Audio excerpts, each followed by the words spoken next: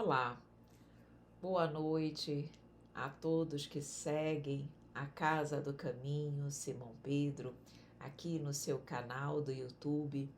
É uma grande alegria para mim, mais uma vez, estar junto a esta casa que mora em meu coração.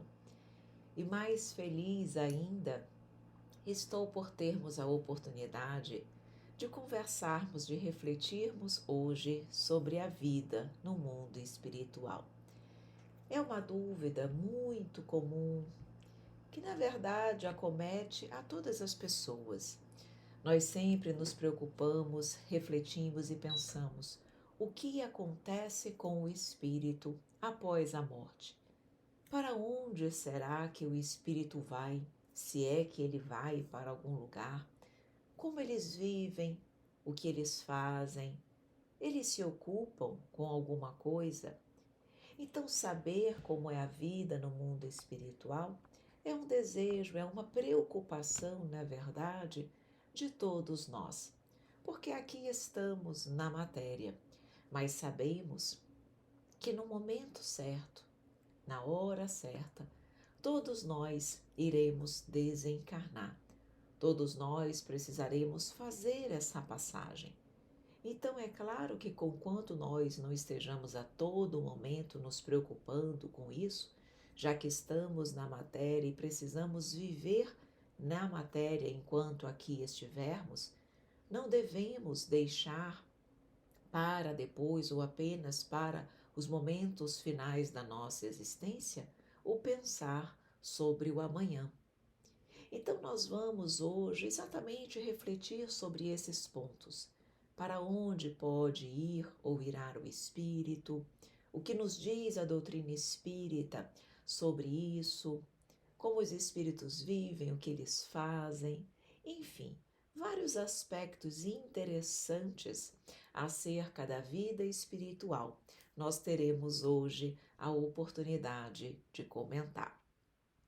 E vamos iniciar então as nossas reflexões exatamente sobre o local, para onde vai o espírito depois do seu desencarne. E a doutrina espírita, ela é muito clara em relação a isso. E ela nos diz que o espírito será atraído magneticamente para o lugar que lhe é interessante. Cada um de nós vai deslocar-se para a região espiritual que esteja em consonância com o nosso modo de ser, com o nosso modo de viver, com o nosso modo de agir, ou seja, com os nossos interesses.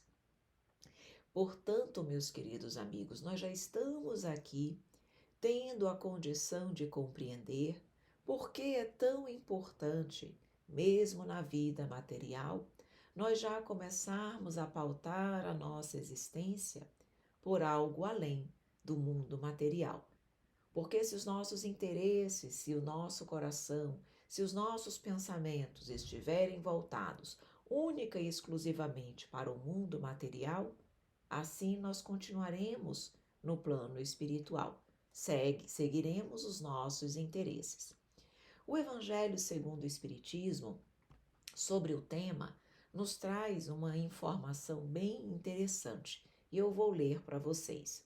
Então diz o seguinte: enquanto uns não podem afastar-se do meio em que viveram, outros se elevam e percorrem o espaço. Enquanto alguns culpados erram nas trevas, os bem-aventurados gozam de resplendente claridade e do espetáculo sublime do infinito.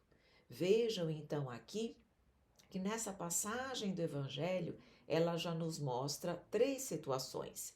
Diz: uns não podem afastar-se do meio em que viveram, aqui, do mundo material, da crosta. Outros, ele diz, alguns espíritos culpados erram nas trevas. Então, nós vamos entender o que significa errar nas trevas, onde, de que forma isso acontece. E tem uma terceira situação, que ele diz, os bem-aventurados gozam de resplendente claridade e do espetáculo sublime do infinito, nos mostrando aí que gozam de felicidade, de alegria, vivem em beatitudes. Então, diante desta informação que consta do Evangelho segundo o Espiritismo, nós percebemos que existem 3 possíveis situações para o indivíduo após a morte do corpo físico. A primeira delas, então, já trazida e nós vamos comentar um pouquinho, é exatamente continuar o ser, o espírito, vinculado à crosta física. Ou seja, o espírito não consegue sair desse ambiente onde ele vivia. Então o espírito continua por aqui, continua trabalhando, continua apegado à sua família, continua apegado ao seu dinheiro, continua apegado aos vícios. Ele fica aqui. Ele não consegue ascender para regiões mais espiritualizadas, para regiões mais felizes. Por isso que nós que já estamos estudando um pouco a doutrina, sabemos que existem muitos espíritos aqui trabalhando, vinculados a nós, que pululam muitos espíritos na crosta, exatamente porque, ao desencarnarem, os seus interesses estavam aqui. Então, como o espírito ele é atraído magneticamente para o seu interesse, eles continuam aqui, atraídos pelo mundo material. A outra hipótese que nós já vimos então é os espíritos errarem nas trevas, como consta em O Evangelho segundo o Espiritismo. O que significa isso? Que os espíritos eles serão atraídos para regiões de sofrimento e de dor. São regiões conhecidas como as regiões do umbral, as comunidades abismais ou de sombras. Nós vamos ter a oportunidade de detalhar um pouquinho sobre elas. E a terceira, então, condição e possibilidade é os espíritos serem recolhidos em comunidades espirituais destinadas ao bem, ao amor, integrando-se então no plano espiritual, em regiões mais felizes desse plano espiritual. Então, nós já abordamos um pouquinho o que faz com que as pessoas fiquem vinculadas à crosta. O apego. De uma forma geral, o apego à materialidade. Seja o apego à família, seja o apego ao trabalho, seja o apego ao dinheiro, seja o apego aos prazeres do mundo, seja o apego aos vícios do mundo, mas o apego à materialidade. É isso que faz com que o espírito aqui continue vivendo. Mas, como nós dissemos, há aqueles que são atraídos para as regiões chamadas de umbralinas ou abismais. Então, são espíritos que os que são atraídos para essas regiões, para as regiões do umbral, são normalmente espíritos mais culpados, espíritos que erraram quando aqui estiveram encarnados e que ao desencarnar a culpa chega até eles. São espíritos, como nós dissemos aqui, essencialmente culpados, não espíritos criminosos, não espíritos ainda voltados para o mal. Não são aqueles espíritos maléficos que gozavam de uma certa alegria na prática do mal. Então, os que são atraídos para as regiões umbralinas, que comparadas às regiões abismais são melhores, são espíritos mais viciosos e culpados. Então, são atraídos por essa atração magnética irresistível para essas regiões. Já as regiões abismais são, podemos dizer que são atraídos para lá aqueles espíritos realmente mais impuros, maléficos, que se compraziam na prática do mal. Então, esses espíritos lá ficarão exatamente até que eles se arrependam e, em função desse arrependimento, eles possam ser recolhidos e amparados para regiões de amparo para hospitais da espiritualidade para que eles possam ser amparados, ou ficarão lá até que eles expurguem todas as cargas, todas as energias deletérias que os envolviam. Então, pelo arrependimento ou pelo expurgo dessas energias deletérias, é que esses espíritos de lá sairão. Mas vejam, eles de lá sairão. Todos nós fomos criados para a perfeição, para a felicidade.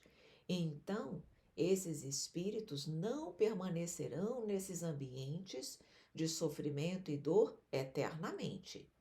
Não, a nossa única fatalidade é que nós seremos luz. Nós seremos um dia como Jesus o é. E interessante colocar que esses espíritos que se encontram nessas regiões umbralinas ou abismais, eles não ficam aprisionados ali. Eles conseguem exercer influência sobre os encarnados. Eles não conseguem ascender para regiões mais felizes, porque não apresentam moralidade para tal. Mas eles conseguem vir até a crosta, vir aqui e exercer uma influência perniciosa sobre os encarnados. E por que isso acontece?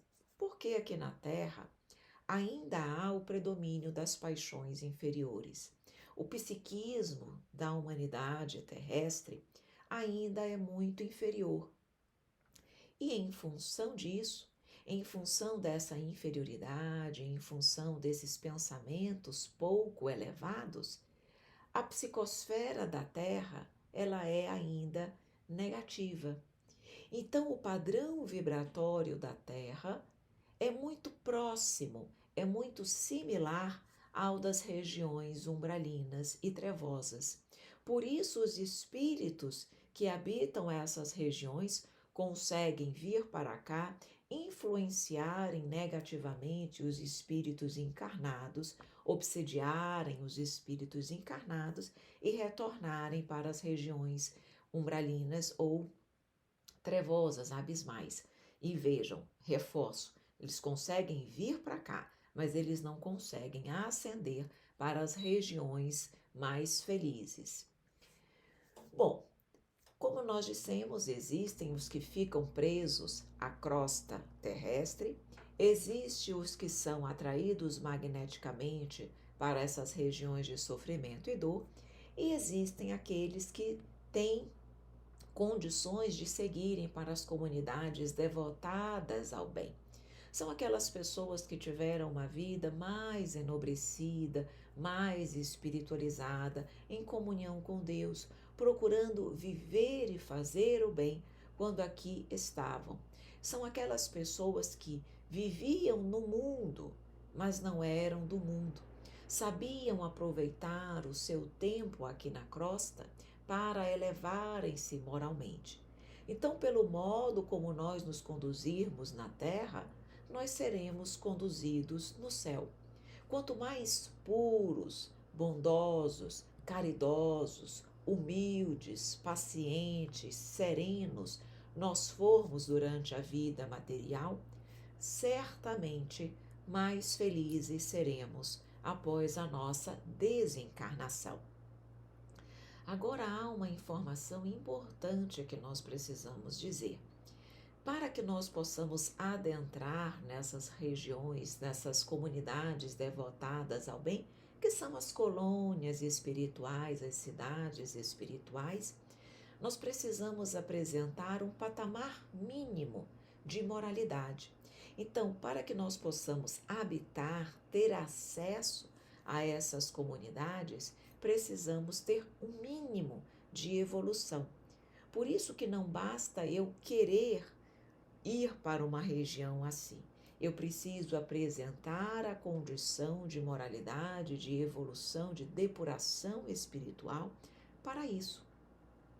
E essas pessoas que são permitidas, que têm acesso a essas regiões, não pensem que elas ficam ali em beatitude celeste, em ociosidade, só glorificando ao Pai. Não. Na verdade, são colônias de trabalho intenso. Tem uma natureza rica, bela.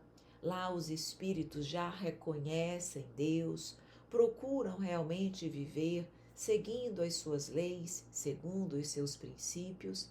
E lá os espíritos também apresentam diversidade em graus de moralidade, tá? Não são todos da mesma condição espiritual. Tem um patamar mínimo necessário para adentrar, para ter acesso a essas regiões. Mas dentro dessas colônias, os espíritos variam em moralidade. E existem colônias espirituais também diferentes que conforme o grau evolutivo. Então não pensemos que todas as comunidades devotadas ao bem são iguais. Existem colônias que são habitadas por espíritos superiores, outras por espíritos puros, outras por espíritos medianos, enfim, há colônias espirituais de variados graus evolutivos. Como você sabe, a reencarnação é um dos princípios fundamentais, básicos da doutrina espírita. E nós precisaremos reencarnar até que alcancemos a condição de espíritos puros, porque aí não mais haverá necessidade da reencarnação. E enquanto nós estamos no plano espiritual, esperando uma próxima reencarnação, já que ainda não alcançamos a perfeição, nós ficamos no que a doutrina espírita chama de erraticidade. Então, espíritos errantes são exatamente aqueles espíritos que estão no plano espiritual aguardando uma nova reencarnação. Espíritos que não precisam mais reencarnar, como os espíritos puros, eles não são espíritos errantes. Então, a designação de espíritos errantes é única e exclusivamente para espíritos que ainda necessitam reencarnar, espíritos que ainda não alcançaram a perfeição relativa. Por isso que, quanto ao seu estado, os espíritos podem ser encarnados quando estão ligados a um corpo físico, como nós, podem ser errantes, ou seja, eles estão desligados de um corpo físico e esperando uma nova oportunidade para reencarnarem e evoluírem, e eles podem ser puros, que já alcançaram a perfeição e não precisam mais se submeter ao processo reencarnatório. Portanto, todas as vezes que vocês ouvirem o termo erraticidade, significa uma alusão ao tempo em que o espírito permanece na espiritualidade aguardando uma reencarnação. É o tempo entre uma reencarnação e outra. E acerca desse tempo na erraticidade, talvez você esteja se perguntando: e quanto tempo nós ficamos na erraticidade? Qual o tempo que o espírito precisa para reencarnar novamente? Meus amigos, esse tempo na erraticidade, ele é variável. Ele pode ser de algumas horas até milhares de séculos, mas ele jamais é eterno. Se nós dissemos que enquanto o espírito não alcança a perfeição, ele necessita reencarnar, e que a erraticidade é exatamente o tempo que o espírito fica esperando, o tempo entre uma reencarnação e outra, ora, é óbvio e evidente que esse tempo não pode ser eterno. Então, a depender da condição de cada espírito, esse espírito evoluirá mais ou menos rapidamente, portanto, ficará mais ou menos tempo na erraticidade. E o que nós observamos? Quanto mais imperfeito é o espírito, menos tempo ele fica na erraticidade, porque ele precisa reencarnar logo para que ele possa evoluir. Porque, vejam, não significa dizer que o espírito não evolui na erraticidade. Ele evolui sim. há determinados aspectos do espírito, determinadas qualidades, virtudes que nós adquirimos aqui na Terra, quando encarnados. Existem outros aspectos do nosso ser que nós adquirimos e evoluímos enquanto estamos na erraticidade. Só que aqui a evolução, através da reencarnação, a evolução é mais rápida, exatamente em função das provas, das dificuldades que nós enfrentamos aqui. Então, nós aprendemos no plano espiritual, mas somos provados, exercitados daquele aprendizado aqui na matéria. Exatamente por isso que, enquanto o espírito não alcança a perfeição, ele pode ficar milhares de séculos na erraticidade, mas ele não pode ficar eternamente lá, porque ele vai chegar um momento em que ele vai precisar reencarnar para que ele possa continuar a sua caminhada evolutiva. Portanto, a sua condição na erraticidade será diretamente proporcional à sua condição evolutiva. A sua felicidade, na verdade, na erraticidade, tem uma relação direta com a sua evolução. Quanto mais evoluído, quanto menos materializado é o espírito, mais feliz ele será na erraticidade. De outro modo, se ainda muito imperfeito, mais infeliz será a sua vida no plano espiritual. Portanto, diante disso, nós já podemos adentrar em outro aspecto da nossa reflexão. Exatamente como vivem os espíritos. Nós já sabemos quais locais eles poderão seguir, para quais locais eles poderão ser atraídos magneticamente. Mas como vivem esses espíritos nesses ambientes? Então, vamos falar essencialmente aqui das regiões voltadas para o bem. A vida no plano espiritual, conforme o nível evolutivo de cada um, sempre frisamos esse aspecto, será de trabalho, será de estudo, será de aprendizado, será de bem-estar, será de felicidade, se nas regiões devotadas ao bem. Mas será de tristeza, de sofrimento, de angústia e de desespero, se os espíritos estiverem nas regiões umbralinas ou abismais. Em O Livro dos Espíritos, na questão 231, Kardec perguntou se os espíritos errantes eram felizes ou infelizes. E vejam a resposta dada pelos espíritos. Eles dizem o seguinte, quanto à pergunta se são felizes ou infelizes. Eles dizem, mais ou menos, conforme seus méritos. Sofrem por efeito das paixões, cuja essência conservaram, ou são felizes, de conformidade com o grau de desmaterialização a que hajam chegado. Na erraticidade, o espírito percebe o que lhe falta para ser mais feliz e, desde então, procura os meios de alcançá-lo. Nem sempre, porém, lhe é permitido reencarnar como fora de seu agrado, representando isso para ele uma punição. Percebam, então, que fica aqui claramente demonstrado que a nossa vida lá será um reflexo daquilo que fomos aqui. Entendem por que nós precisamos, desde agora, trabalhar a nossa desmaterialização, trabalhar a espiritualização do nosso ser, buscarmos vivenciar o amor, a caridade, o perdão, a humildade? Porque a vida material é uma vida temporária. Nós não somos seres materiais, nós somos seres espirituais. A morada espiritual é a nossa verdadeira morada. Então, nós precisamos estar essencialmente preparados para quando lá estivermos, e não como muitas pessoas fazem, vivem para o mundo material, como se aqui fosse a nossa morada eterna.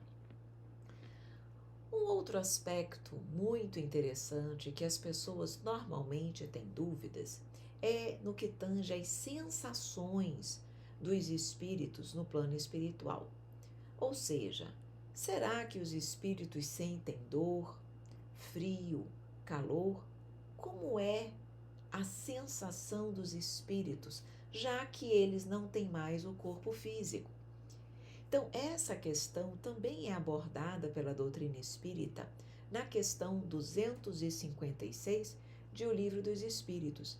Então, após os espíritos serem exatamente questionados sobre isso, no sentido de que Kardec queria saber se os espíritos apresentavam as nossas necessidades e os nossos sofrimentos físicos. E aí a espiritualidade nos diz que eles não sentem as necessidades e os sofrimentos da mesma forma que nós. Não sentem materialmente como nós, pois eles são espíritos, eles não têm mais a matéria orgânica, a matéria física.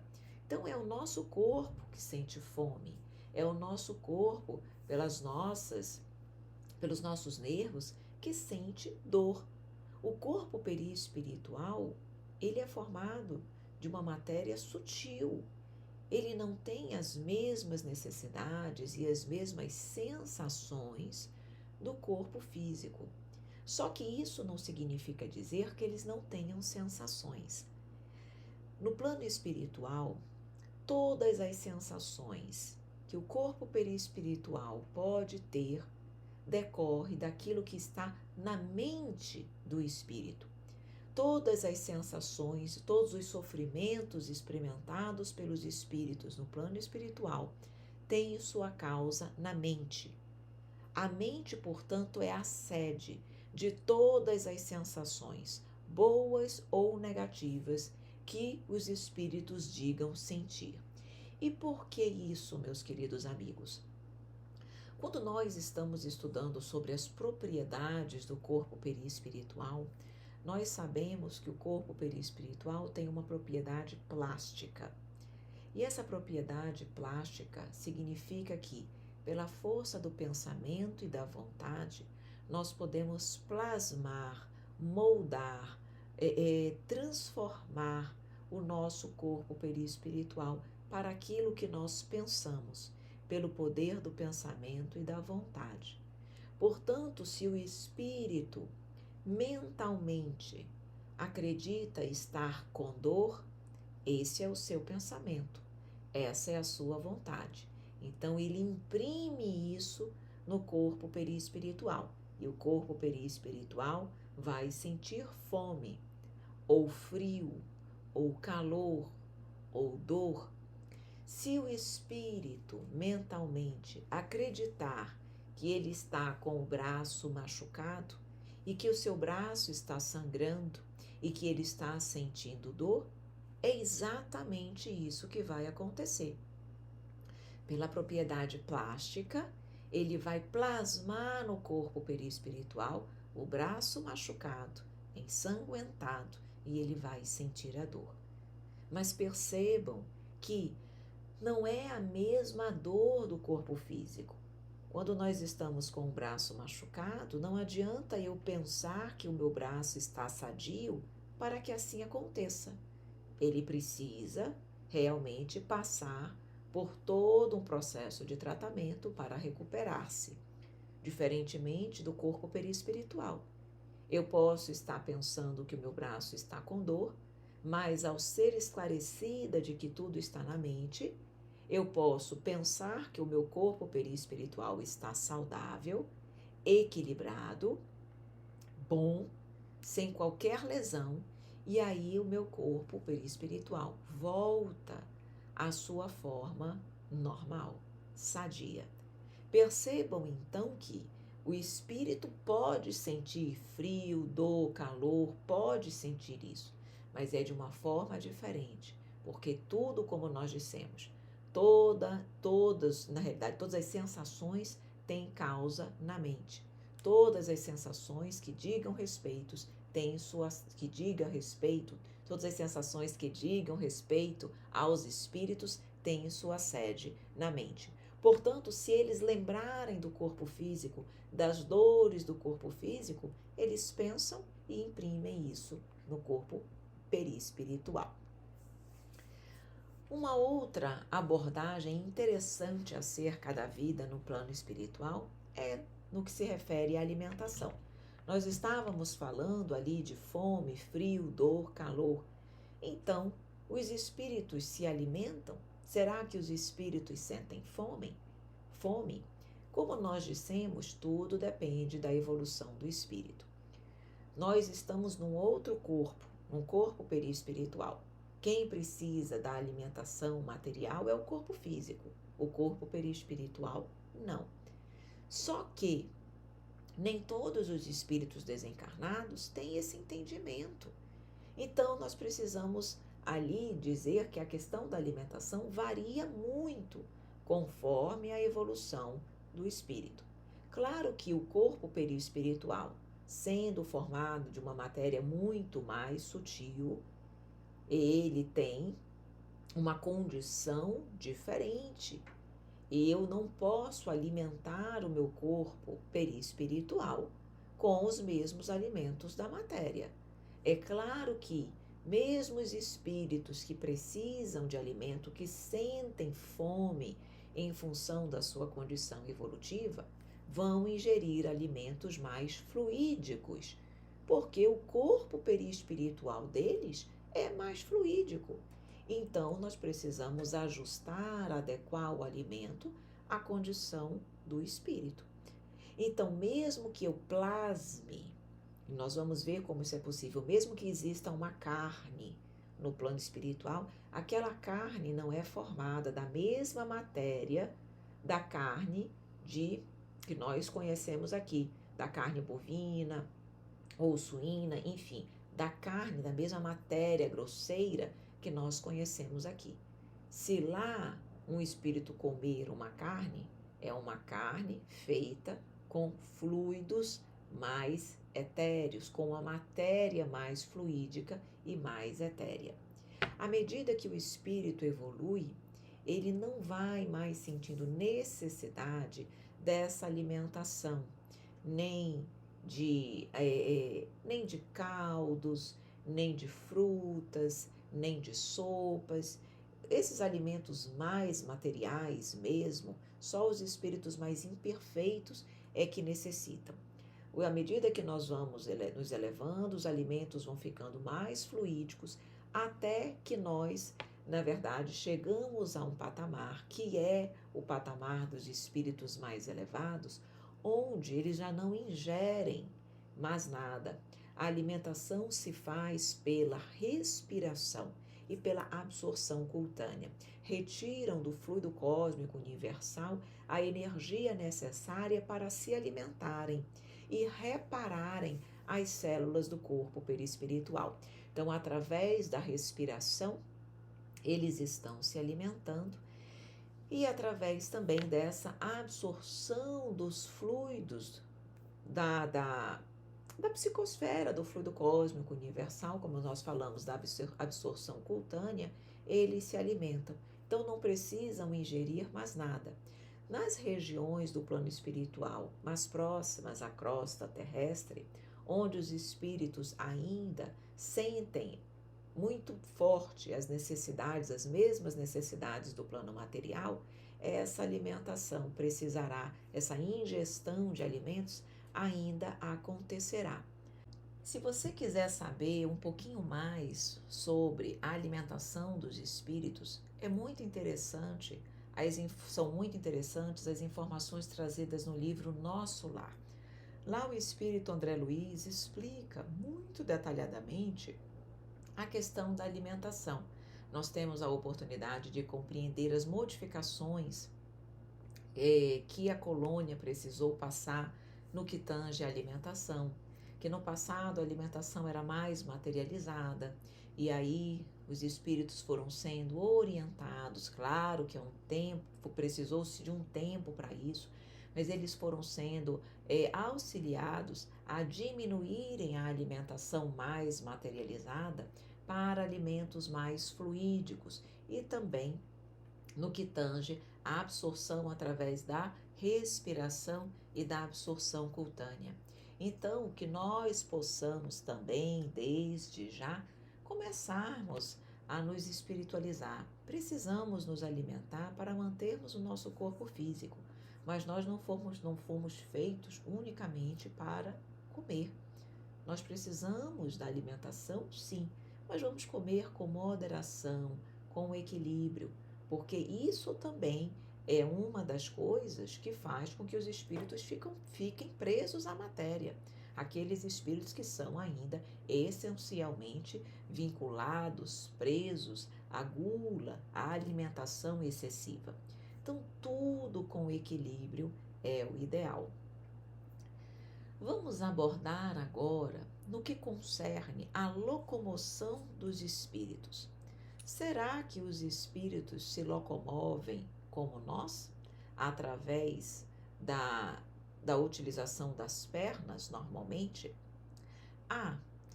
Eu vou voltar rapidinho no que se refere à alimentação, porque eu me lembrei de um fator que eu deveria ter falado e não disse. Vejam, algumas pessoas perguntam, Evelyn, os espíritos que se alimentam, eles precisam ejetar esses restos alimentares? Porque aqui nós temos as nossas necessidades físicas, certo? Em função dos alimentos que nós temos. Então, existe a excreção desses alimentos no plano espiritual? Sim. Para aqueles que se alimentam, embora mesmo que de forma mais fluídica, mas que se alimentam de coisas um pouco mais materializadas, eles também precisam ejetar os restos desses alimentos. Então percebam que o corpo perispiritual tem ali também um sistema digestivo, tá? Tudo apropriado à condição do espírito, mas isso vai acontecer também. Então, em algum momento, alguns espíritos precisarão excretar esses restos alimentares que não forem utilizados para a alimentação do corpo perispiritual? Sim, isso acontece e sim, a resposta é positiva. Agora sim, indo para a questão da locomoção dos espíritos. Aqui também é muito interessante, porque no plano espiritual, os espíritos podem caminhar, utilizarem as próprias pernas como nós. Mas no plano espiritual, como eles estão com um corpo fluídico, que é o corpo perispiritual, ele, exatamente por ser fluídico, ele é mais leve. Ele não é pesado como o nosso corpo físico.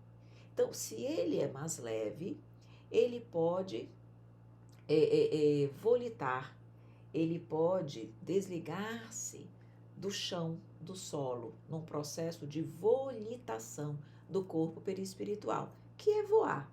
Eles conseguem voar exatamente por conta dessa fluidez do corpo perispiritual. Mas vejam bem que essa volitação, ela também tem uma relação direta com a evolução do espírito. Quanto mais evoluído é o espírito, mais alto ele consegue volitar e mais rápido ele consegue volitar. Essa volitação pode ser rápida com o pensamento, quase como se fosse um teletransporte. Ele se vê, pensa no lugar e ele praticamente lá está. Então ele pode volitar rapidamente ou não. Quanto mais imperfeito é o espírito, menos rápido, ou seja, mais vagarosamente ele volita e mais baixo ele volita. Então, espíritos nas regiões umbralinas que detêm o conhecimento da volitação, que sabem como fazê-la, podem até volitar, mas muito baixinho, apenas a poucos centímetros do solo. E ainda assim com dificuldade, porque o ambiente, a psicosfera das regiões umbralinas é muito densa e exatamente essa densidade dificulta que a volitação aconteça. Então, a volitação, ela depende também do grau de evolução atingido pelo espírito e da força do pensamento, certo? É interessante que na volitação, como é que acontece isso? Os espíritos transformam sua energia em energia cinética. Energia cinética é aquela relativa ao movimento do corpo. Então, a própria energia do corpo faz com que essa energia cinética seja desenvolvida e eles consigam realizar esse transporte. Mas existe também no plano espiritual veículos específicos utilizados para locomoção. Então, os espíritos podem locomover-se individualmente, caminhando ou volitando, ou eles podem também utilizar-se de veículos, assim como nós temos os carros, o trem, aviões. No plano espiritual também existem veículos para o transporte. Lembremos do aerobus, que consta também no livro Nosso Lar, e que mostra ali que o aerobus é como se fosse um ônibus ali, mas do plano espiritual, porque ele volita no ar. Ele realmente leva, no caso, os espíritos para para várias regiões do plano espiritual, para a terra, enfim, serve de locomoção para os espíritos. E no plano espiritual, queridos amigos, falando também no que se refere a um outro aspecto bem interessante, é no que tange a comunicação. A linguagem oficial dos espíritos é o pensamento, a telepatia. Contudo, almas menos evoluídas não sabem, muitas vezes, como fazer essa comunicação pelo pensamento. Então, os mais imperfeitos ainda comunicam-se pela palavra, ainda verbalizam, assim como fazemos na Terra. Mas, nos planos mais elevados, ou mesmo nas colônias, aqueles espíritos mais elevados, comunicam-se pelo pensamento, pela telepatia, sem que haja necessidade de verbalização. E é interessante colocar aqui para vocês que existem colônias que falam o idioma português, o inglês, o alemão. Existem colônias que ainda respeitam ou, na verdade, falam um idioma específico, tá? Embora a comunicação pelo pensamento, ela independa de idioma. Quando nós nos comunicamos pelo pensamento, nós não estamos nos comunicando no idioma português, no inglês, no alemão, no francês, no italiano, não. A comunicação pelo pensamento é uma comunicação universal, que não tem idioma. Então, eu posso perfeitamente me comunicar com uma pessoa que fale o idioma grego, por exemplo, nós vamos pelo pensamento conseguir nos comunicar sem problema nenhum. Exatamente por isso que o pensamento é a linguagem universal dos espíritos. E no plano espiritual, também nós conseguimos perceber que existem relações familiares. No plano espiritual também existe namoro, também existe casamento, também existe constituição de família no plano espiritual. E isso nós também vemos claramente no livro Nosso Lar, onde ali é falado sobre um casamento que vai acontecer no plano espiritual. E por que isso pode acontecer? Primeiro, que nós podemos passar no plano espiritual muito tempo. Nós podemos passar no plano espiritual anos, décadas, centenas de anos. Então, por que não seria possível uniões no plano espiritual durante o tempo em que lá estão? Se nós aqui passamos um tempo, 80, 70, 90, 100 anos, e aqui nós casamos, namoramos, construímos família, por que nós não poderíamos fazer o mesmo no plano espiritual? Nós precisamos entender que o amor é o sentimento mais sublime que existe no universo. E esse sentimento ele é buscado pelas criaturas onde quer que elas estejam. Então, por que não haveria na espiritualidade demonstrações efetivas deste amor? Então, sem problema que há.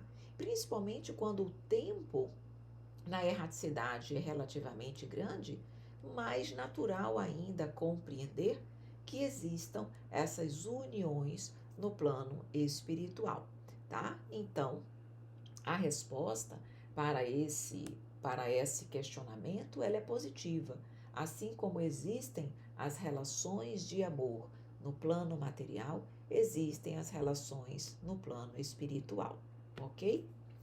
E lá, aqui eu vou mais ou menos finalizando já as nossas reflexões com algo que eu já falei um pouquinho no decorrer da nossa exposição, mas agora eu vou falar de uma forma um pouco mais detalhada. Como os espíritos confeccionam as coisas no plano espiritual? Suas roupas, objetos, casas, as construções das colônias. Então lá tudo se dá pela força do pensamento. A matéria-prima de tudo no universo, seja no plano material, seja no plano espiritual, é o fluido cósmico universal. É a matéria-prima, a matéria geratriz de tudo que há no universo. No plano espiritual, tudo é feito com o fluido cósmico universal, na sua condição mais imponderável, mais etérea, mais sutil, porque o plano espiritual é mais sutil, mas a matéria-prima é a mesma. Só que lá, diferentemente do que acontece aqui, lá as coisas se formam pelo poder do pensamento.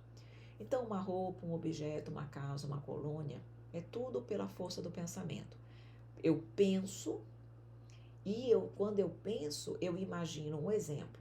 Se eu penso numa flor, eu imagino como é essa flor, o tamanho da flor, a cor da flor, como são as pétalas daquela flor, se ela tem espinhos, se ela não tem. Enfim, eu imagino tudo, eu penso. E quando eu penso, eu já estou trabalhando, formando, criando, materializando aquela flor. Quando eu penso, eu já estou atuando no fluido cósmico universal, que é a matéria-prima de tudo que existe no universo, de tudo que é matéria no universo. Então, quando eu penso na forma, na cor, nas características do objeto desejado, eu impulsiono o pensamento e a minha vontade. E aí o objeto já vai estar pronto imediatamente. É diferente daqui, que nós precisamos ali mexer na matéria-prima para que se crie alguma coisa. Então, olhem que interessante, tudo lá decorre da força do pensamento e da vontade.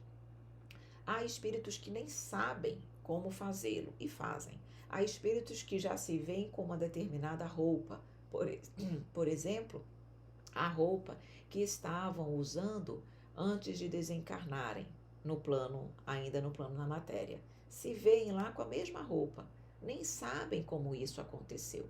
Eles simplesmente imaginaram, pensaram que estavam com a mesma roupa. E por isso eles imprimiram, plasmaram, criaram, materializaram aquela roupa.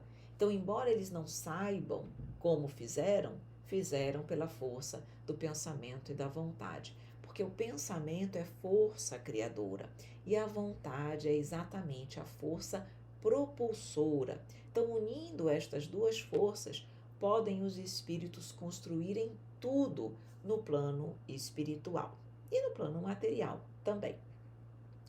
Meus queridos amigos, vale destacar ainda que no plano espiritual existe o lazer. Existe teatro, existe a música, existe estudo, existe religiosidade, existem parques para relaxar, enfim. O lazer, o descanso, a harmonia também é algo presente no plano espiritual. Então, assim como aqui nós podemos também dispor do nosso tempo para nos divertirmos em alguns momentos e de alguma forma, igualmente acontece no plano espiritual. O lazer, portanto, existe assim como aqui. Claro que há pessoas, por exemplo, no que tange a música, que gostam de músicas mais elevadas, mais clássicas, que elevem mais o espírito, e há aqueles que gostem das músicas ainda mais feias, que apequenam o ser, que não trabalham a elevação de todos nós. Assim como na Terra há músicas mais eruditas e outras mais populares, acontece também no plano espiritual. Mas é interessante nós sabermos que lá também existe o lazer. Como nós sabemos, o mundo dos espíritos não é um reflexo do nosso, é o contrário. O nosso é que é uma cópia grosseira e muito imperfeita do plano espiritual, do reino além túmulo. E para finalizarmos, falando de um último aspecto, é no que tange às penas eternas. Também já falei sobre isso e agora reforço. Deus é infinitamente justo e bom, Pai de misericórdia e de amor. Ora, todos nós fomos criados para a perfeição, então não existem penas eternas. Os espíritos não ficarão eternamente em sofrimento. Todos eles terão a oportunidade de crescerem, de evoluírem e de alcançarem a luz, o amor e a perfeição. E agora sim, para finalizar a nossa exposição, nós trazemos uma poesia. Sempre gostamos de preparar uma poesia que possa trazer uma mensagem final para as nossas reflexões. Então, o tema da nossa poesia é a vida espiritual e diz o seguinte: como será a vida espiritual? Será semelhante à material? Onde fica o espírito e como vive? A morte do corpo sobrevive? Sim, o espírito é imortal. Essa verdade é universal. E onde estiver o seu coração, ele ali estará, por atração. Pode permanecer ligado à matéria, em vida de luta, ignorância e miséria. Pode sofrer em regiões de dor, à espera do arrependimento curador. Mas aquele que vive o amor irá para regiões de esplendor. Tudo no universo é sintonia. Entendamos essa sincronia. Para ser feliz na erraticidade, abracemos nossa religiosidade. Quanto mais leve o coração está, mais rápido e alto se pode volitar. Tudo tem causa na mente, ela é a sede do que se sente. Se soubermos ela bem controlar, dificuldades não iremos encontrar. Não sentiremos frio, fome ou dor, ou mesmo o egoísmo destruidor. Famílias pelo amor formar-se-ão em bela expressão da criação. Saibamos viver o Evangelho, deixando para trás o homem velho, e nossa vida espiritual será de luz, ao lado do amado Mestre Jesus. Muito obrigada.